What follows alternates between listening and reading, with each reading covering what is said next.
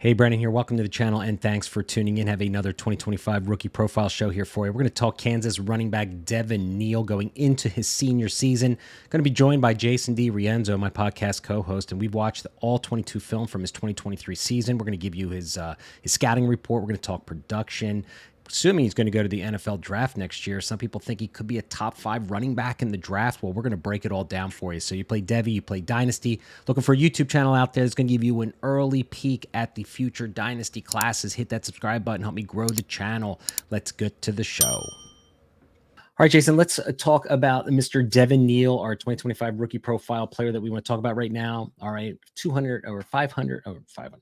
5'11", 215 pounds, coming back for his senior year at Kansas. Last year, he had a very good season coming off an injury earlier in his career with 1,200 yards, averaging 6.6 yards per carry. You got to love that. 15 TDs, yards after contact, 3.76, 52 missed tackles forced.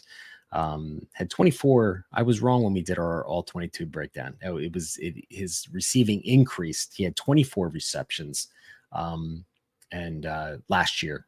So every year he's gotten more receiving ability. So, and we saw a couple on the film that we reviewed. So you and I watched the all 22 film. Okay, that's what we do before we record these shows. We watched his Oklahoma game. We did a detailed breakdown of the Oklahoma game where we watched every play. So if you're interested, again, guys, you can reach out to me for my dashboard subscription service to take a look at those where we break them down. We watched his UNLV game and his Illinois game as well. So we've really got a good look at Devin Neal.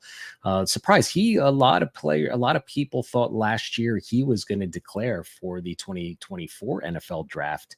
Decided to go back to Kansas. So we watched his Oklahoma game. We broke it down pretty well. Tell me what you saw overall with Mr. Devin Neal. I mean, first off, you immediately see that he's an explosive running back. I mean, he's definitely got athletic upside. I like the acceleration.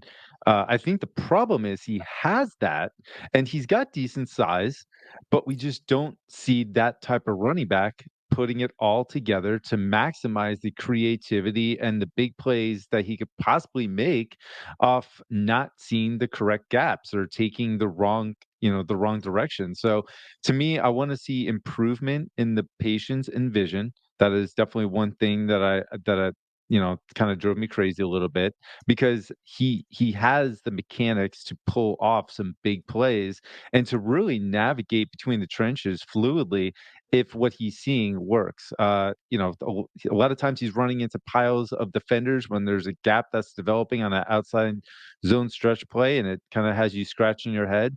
But if there is an open lane, he has the long speed to really break off a good one.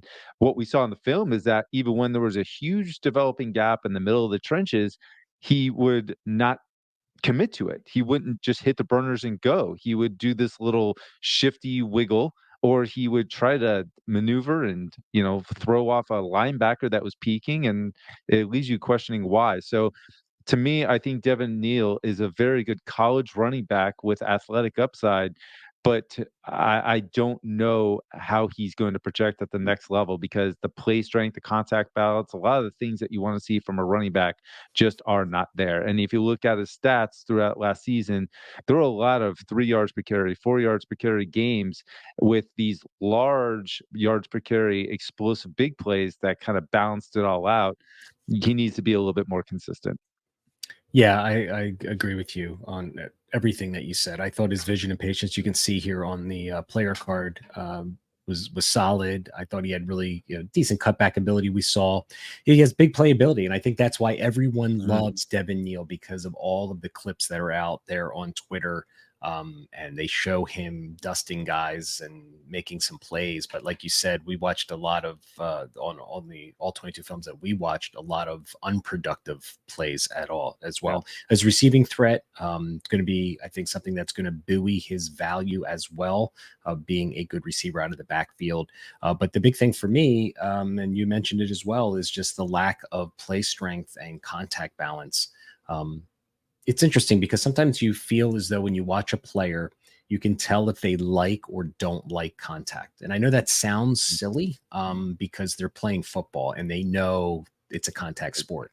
But there's guys that will lay a lick and prepare and try and do some damage to a defender and other guys that kind of protect themselves and know they're going to get tackled and kind of don't follow through till the end. And that's kind of how I feel about Devin Neal when I watch him. And it's just something I'm hoping to see in the upcoming season, to see a little bit more tenacity, a little bit more toughness at trying to get those extra yards, because I think the NFL watches that. The NFL is looking But yeah, for guys who are going to stretch and try and get every yard they can. They don't want players that fold like lawn chairs at contact. So I'm not saying he does all the time. I'm saying there is a tendency to for him to do that. So let's get to our tape grades. Vision and yeah, patience, I gave him a 4. Um, like I said, I think he has the ability. Sometimes, like you said, though, in the second level, maybe it shouldn't be a 4 now that I'm like kind of thinking about it. But there were a lot of gaps there that he took the wrong angle, made the wrong decisions, as I like to call them, opportunity cost lost. yeah. You know what? I think sometimes he was overly patient because sometimes he did take the right gaps. There just wasn't he just wasn't reacting quick enough to what was developing, and I think that's the problem. I think he sees the field well, he just wasn't committing to his decision, and that's what led to a lot of the problems. So I have a 3.5. I think he's not above average. I don't think he's average. I see some good in what he does, but he just doesn't commit when he needs to, and I think Mhm. that's the problem. Footwork and short area quickness, I gave him a grade of a 4. We saw his Mhm. ability to shift and redirect, which was nice. Short area quickness, he has that. It's really, I think, what we talk about here is contact balance and physicality is probably our biggest issues with his game. But I gave him a 4. I mean, I thought he has quick feet. He has the ability to be shifty, make guys miss a little bit. So I gave him a 4. Yeah, I gave him a 4 too. I mean, that it's really easy to see in the film that he's above average in that category. Acceleration and speed, I gave him a 4. I don't know. What do you think he Mm. runs at the combine for a 40 time? Do you think he's like a 4.4 guy? I could see like maybe a 4.44, something like that. Mhm. Okay, I Yeah, gave him 'cause a I think the 4. speed is good.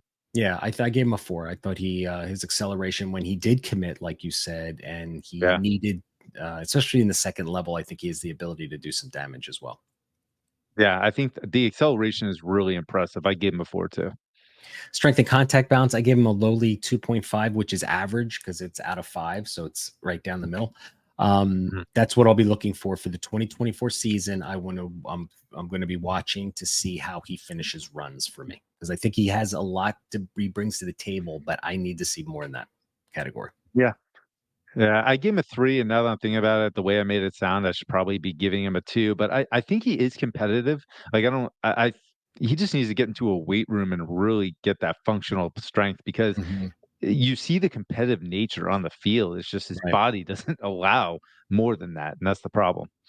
His receiving profile grade, I gave him a 4.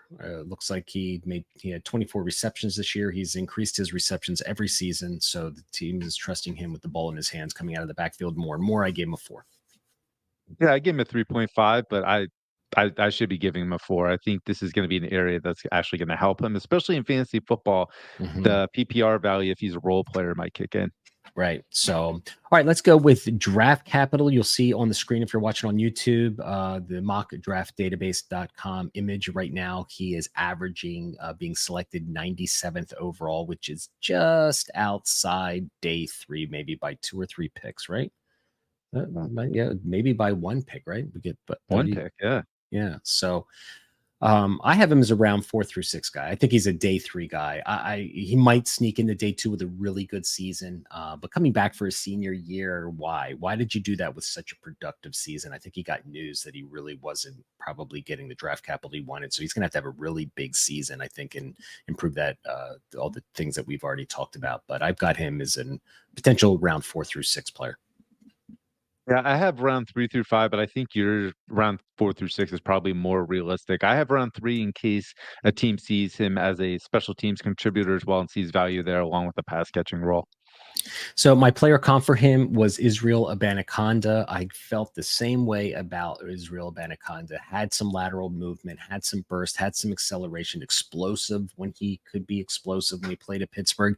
It was just that functional play strength for the consistency of showing that he had the ability to, just get physical at the catch point, something I just value very highly in my scouting and running backs. So I got Israel Abanaconda, and I could see him maybe having the same kind. I mean, Devin Neal in my mind right now is not a starting running back. He is going to be a backup.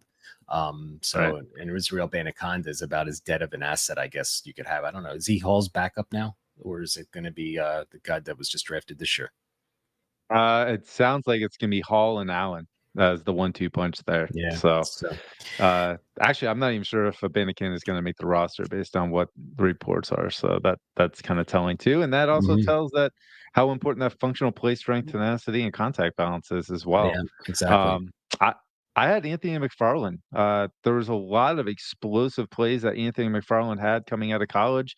Health had a lot to do with why he hasn't succeeded, but I also saw him being too patient at times, just doing that dancing instead of committing to an actual lane, and committing to, the gaps that are developing. So I think a lot of the similar reasons why I'm a little iffy on Devin Neal were the same that I had with Anthony McFarland coming out. So I had McFarland as my comp. I like that comp a lot. So buy, sell, hold. He's a sell for me.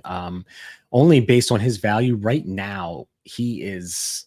If you get the right buyer out there, you could.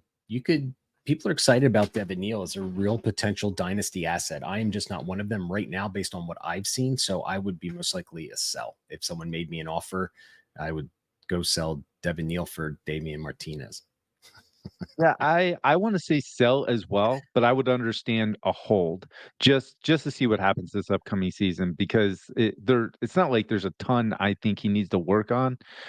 So if he does get more functional play strength and we see the contact balance improve and he's a little bit more committed to the gaps, that's huge. So I might say hold just to make it different.